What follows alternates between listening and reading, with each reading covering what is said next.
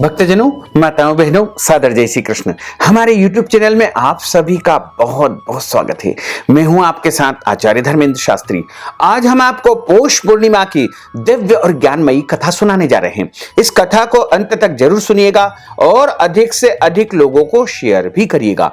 तो सबसे पहले आपको और आपके पूरे परिवार को पौष पूर्णिमा की बहुत बहुत शुभकामनाएं और बधाइयां।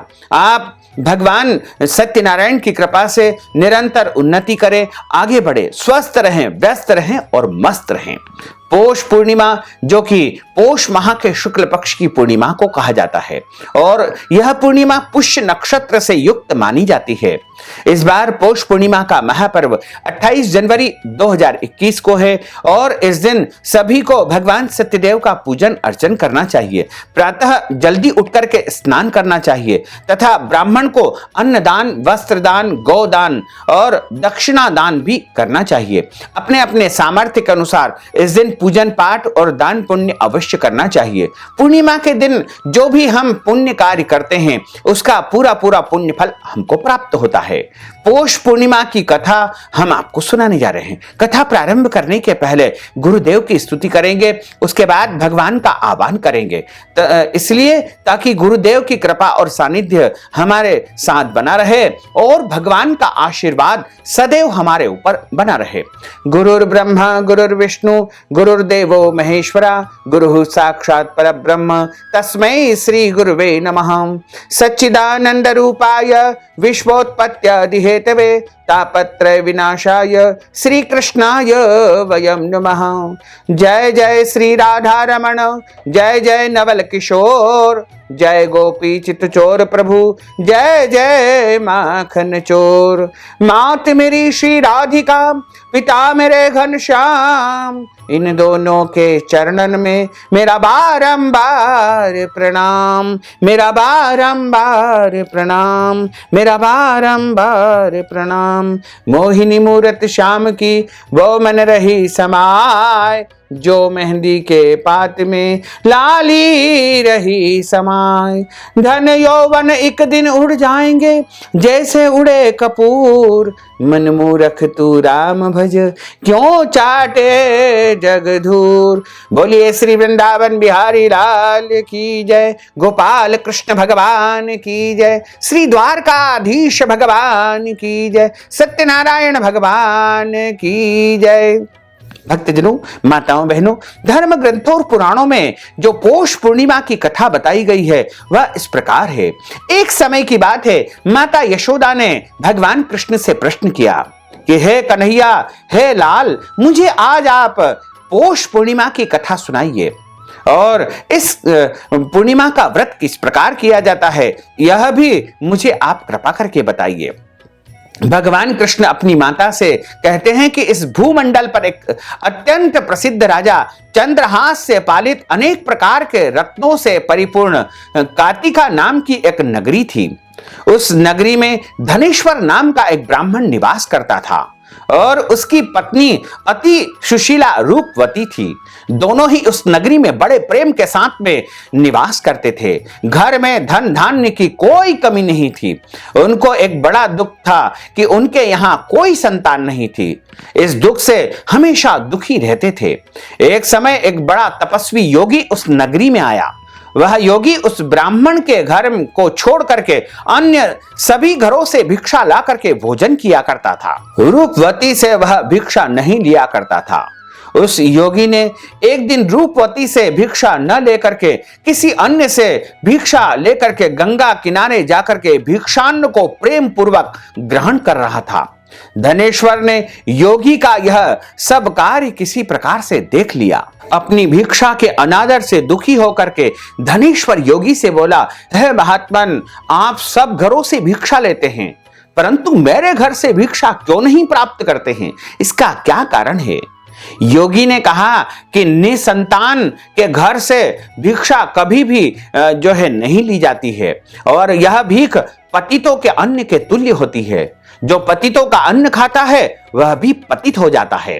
क्योंकि तुम निसंतान हो, अतः पतित हो जाने के भय से तुम्हारे घर से भिक्षा नहीं ले रहा हूं।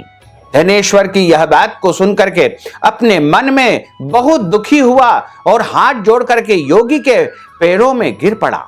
आर्त भाव से कहने लगा कि हे महाराज, यदि ऐसा है तो आप मुझको पुत्र प्राप्ति का उपाय बताइए।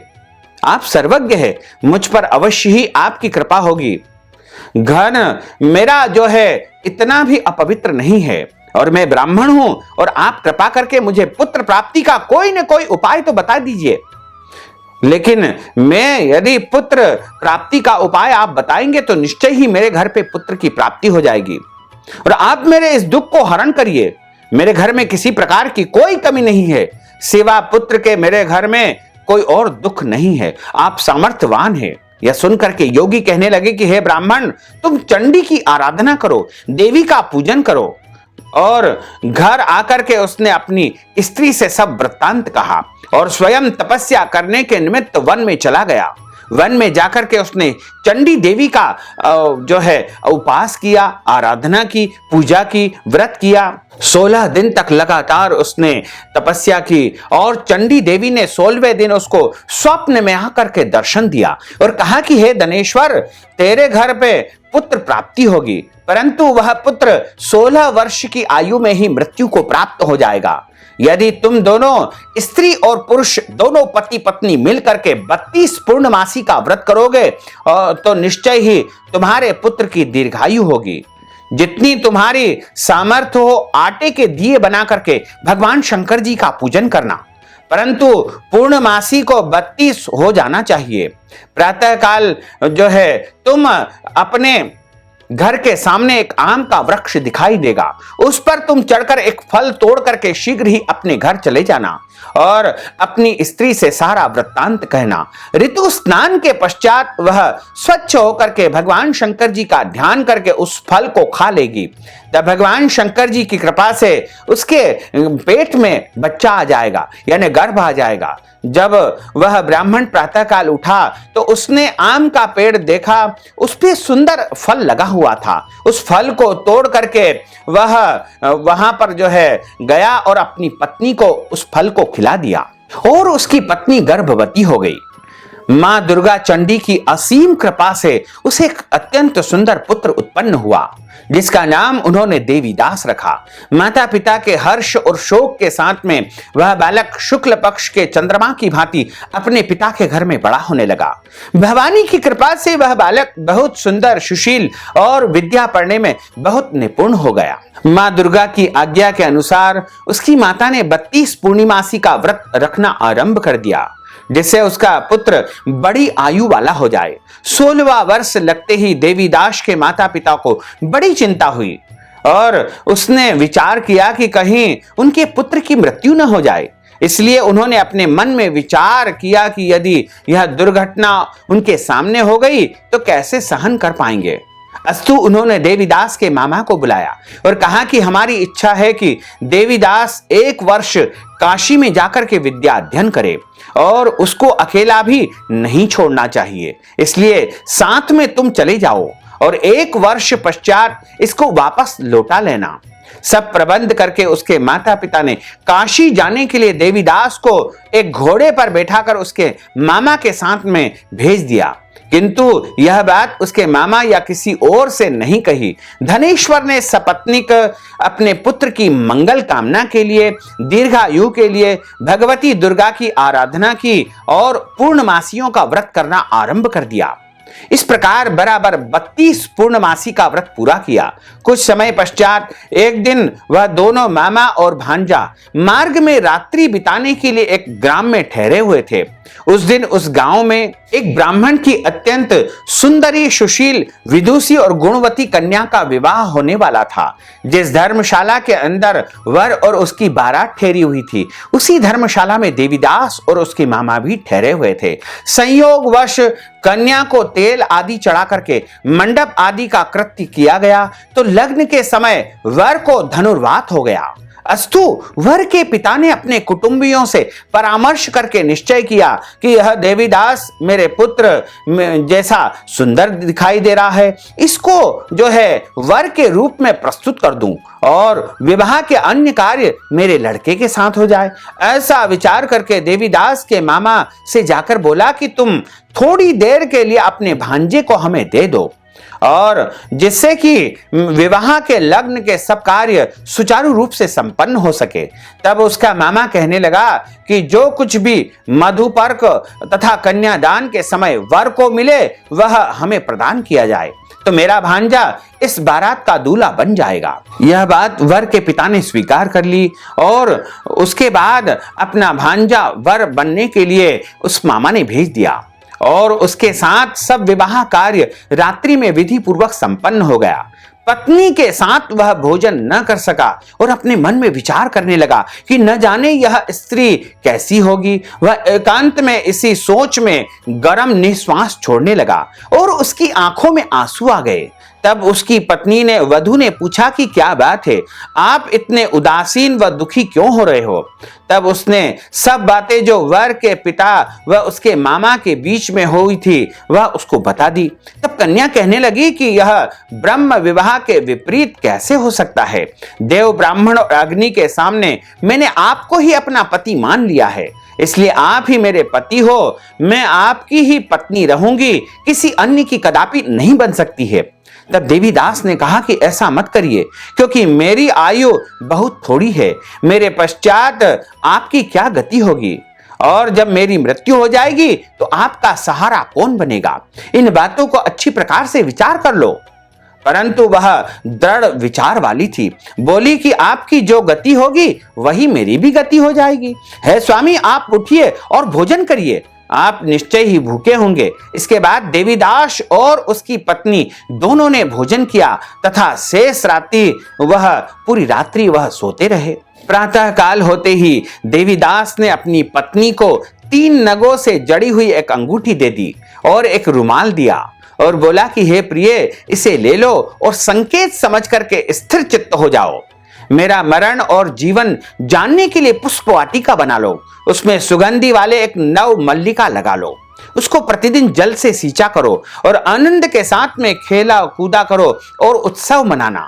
जिस समय और जिस दिन मेरा प्राणांत होगा ये फूल सूख जाएंगे।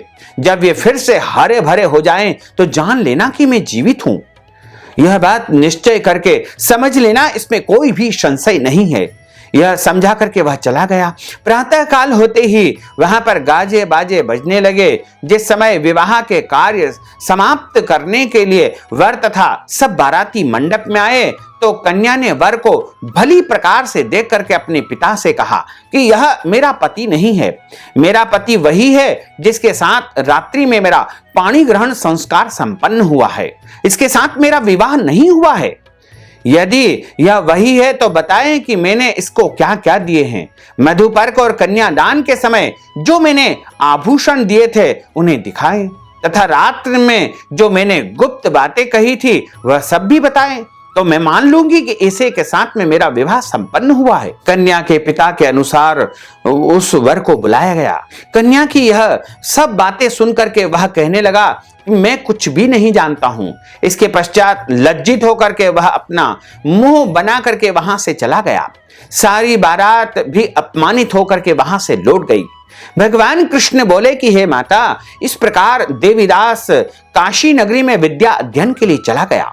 जब कुछ समय व्यतीत हो गया तो काल से प्रेरित होकर एक सर्प रात्रि के समय उसको डसने के लिए वहां पर आया। उस विषधर के प्रभाव से उसके शयन स्थान के चारों ओर विष की ज्वाला से विषैला स्थान हो गया, परंतु व्रतराज के प्रभाव से उसको काटने न पाया, क्योंकि पहले ही उसकी माता ने 32 पूर्णिमासी का व्रत रखा था। इसके बाद मध्याह्न के समय स्वयं काल वहां पर आया और उसके शरीर के प्राण निकालने का प्रयत्न करने लगा। जिससे वह मूर्छित होकर पृथ्वी पर गिर पड़ा। भगवान की कृपा से उसी समय माता पार्वती के साथ में शंकर जी का वहां पर आगमन हुआ और उस देवीदास को मूर्छित देख करके माता पार्वती भगवान शंकर से प्रार्थना करने लगी कि हे महाराज, इस बालक की माता ने पहले 32 पूर्णमासी का व्रत किया है, जिसके प्रभाव से हे भगवान आप इसको प्राण दान दे दीजिए। भवानी के कहने पर भक्त वत्सल भगवान शिव जी ने उसको प्राण दान दे दिए। इस व्रत के प्रभाव से काल को भी पीछे हटना पड़ा। देवीदास स्वस्थ होकर के बैठ गया। इधर उसकी स्त्री अकेले काल की प्रतीक्षा करने लगी। जब उसने देखा कि पुष्प वाटिका के पत्र पुष्प कुछ भी नहीं रहे तो उसको आश्चर्य हुआ। जब वह देखती है कि पुनः हरी भरी हो गई और पुष्प वाटिका में जान आ गई तो उसको लगा कि वह जीवित हो गया है। यह देख करके वह बहुत प्रसन्न हुई और मन ही मन हर्षित हो गई तथा अपने पिता से कहने लगी कि हे पिताजी, मेरे पति जीवित है, आप उनको ढूंढिए। जब 16वां वर्ष व्यतीत हो गया तो देवीदास अपने मामा के साथ में काशी नगरी में चल दिए। इधर उसे ससुर जी ढूंढने के लिए निकल गए और अपने घर से जाने ही वाले थे तब दोनों मामा भांजा वहां पर आ गए। उनको आया हुआ देख करके उसका ससुर बड़ी प्रसन्नता के साथ में अपने घर में उन्हें ले गया और बड़ा सत्कार किया, स्वागत किया। उस समय नगर के निवासी वहां पर एकत्रित हो गए। सबने निश्चय किया कि अवश्य ही इसी बालक के साथ में इस कन्या का विवाह हुआ है। उस बालक को जब कन्या ने देखा तो तुरंत पहचान लिया और कहा कि यह तो वही है जो संकेत करके गया था। तदुपरांत सभी कहने लगे कि भला हुआ जो यहाँ पर आ गया है। सब नगरवासियों ने आनंद मनाया। भगवान कृष्ण कहने लगे कि इस प्रकार धनेश्वर 32 पूर्णिमाओं के व्रत के प्रभाव से पुत्रवान हो गया। जो भी स्त्रियां इस व्रत को करती है वे जन्म जन्मांतर के वैधव्य का दुख कभी भी नहीं भोगती है और सदैव सौभाग्यवती रहती है। यह मेरा वचन है, इसमें कोई भी संदेह नहीं है।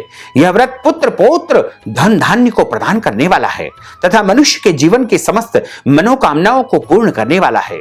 32 पूर्णिमाओं के व्रत के प्रभाव से व्रती की समस्त इच्छाएं भगवान अवश्य ही पूर्ण करते हैं और उसके जीवन के सारे कष्ट और संकट का हरण कर लेते हैं।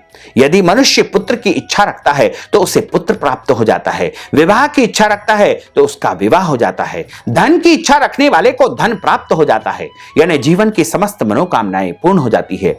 बोलिए द्वारकाधीश भगवान की जय, गोपाल कृष्ण भगवान की जय, श्री वृंदावन बिहारी लाल की जय।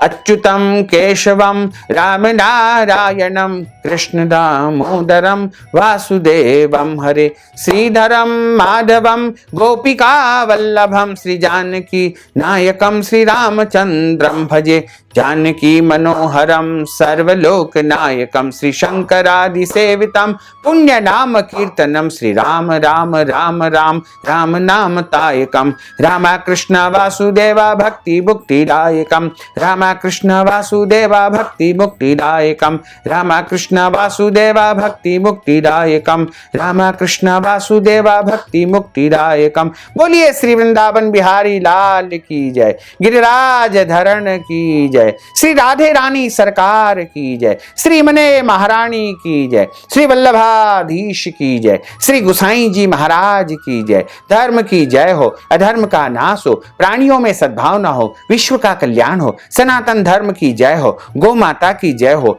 नगर बस्ती की जय हो, आज के आनंद की जय हो, कल के आनंद की जय हो, परसों के आनंद की जय हो, बरसों बरसों के आनंद की जय हो। ओम नमः पार्वती पते हर हर महादेव हर। भक्तजनों, माताओं बहनों, यदि आप पूर्णिमा के निमित्त दान पुण्य करना चाहते हैं, दक्षिणा दान देना चाहते हैं, वस्त्र दान देना चाहते हैं, गौदान या कोई भी दान करना चाहते हैं तो आप हमारे पेटीएम के माध्यम से, गूगल पे के माध्यम से, फोन पे के माध्यम से नगद राशि पहुंचा करके इस पूर्णिमा का संपूर्ण पुण्य फल प्राप्त कर सकते हैं। साथ ही आपसे अनुरोध है कि इस ज्ञानवर्धक वीडियो को अधिक से अधिक लोगों को शेयर करिएगा, लाइक करिएगा, कमेंट करिएगा और यदि अभी तक आपने सब्सक्राइब नहीं किया तो अभी और इसी समय सब्सक्राइब अवश्य कर लीजिए। आपको और आपके पूरे परिवार को सादर जय श्री कृष्ण, सादर धन्यवाद।